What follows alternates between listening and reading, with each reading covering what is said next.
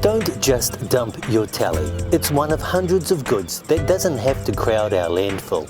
The Environment Centre in Hastings will take it off your hands for a small fee, keeping toxic e-waste out of our soils and stopping valuable resources going to waste. The centre will take almost anything with an electric cord, giving it to volunteers to process. Old school TVs and computer monitors are some of the most difficult e-waste because they are both low value and toxic. But the Karamu Road Centre is busy because Hastings District Council currently subsidises the cost of TVs for its residents.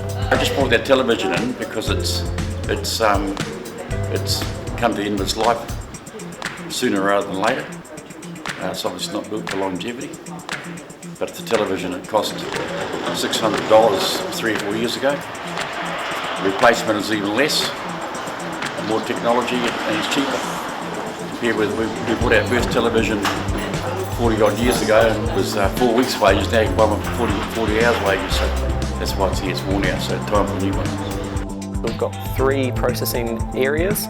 The first area is we cut the cables off and we sort them into the different components. Then the second area is for our volunteers to dismantle that are doing that right now behind us. And they then separate the items into the different components so we can recycle that locally. And then what we can't recycle locally, then we have to palletise and ship that up to Auckland like we do with these pallets here for a bigger company, Abilities Group, to be able to process. So the first part of our process is where we dismantle the TV. So we take off the plastic back and the gouging coil and the yoke, and then the tube is sent along a production line where we first of all we release the vacuum.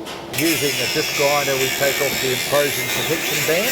Next station we apply a hot band and use a thermal knife to actually crack the TV, which separates the leaded glass, which is the funnel glass on the back, from the front glass, which is plain glass, and that front glass is as thick as your thumb. Herford says it disturbs him that people are recycling e-waste without a conscience. Other organisations that may take e-waste for free, take out the valuable components out of it and then dump the nasties. We see that very frequently down the rivers or just in paddocks that people are dumping items and they have just extracted the valuables. We do the right thing for the full process. Yes, we take out the valuable components and we recycle them, but we also make sure that all the nasty chemicals and anything inside of the TVs or any other item is dealt with safely and disposed of correctly. Valuables include gold, copper, aluminium and silver, but the labour needed to extract them does not always make it worthwhile.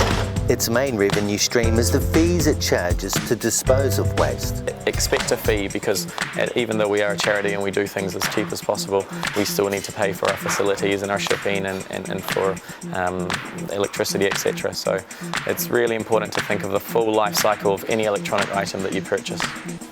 So there's at least other 15 environment centres throughout New Zealand who are doing similar type work and running similar programs. So electronic waste is obviously recyclable and upcyclable and repairable, and that's another service that we'll be offering shortly, where people will come in with their electronic waste. We will assess the item and then if possible we will repair it, fix it, certify it, and then it will be sold to the community for a very affordable price. Run by a charitable trust, e-waste is just one of the Environment Centre's sustainability projects. Recently moved to a much larger building in Hastings, it's currently on the lookout for volunteers keen to make a difference. Patrick O'Sullivan, Local Focus.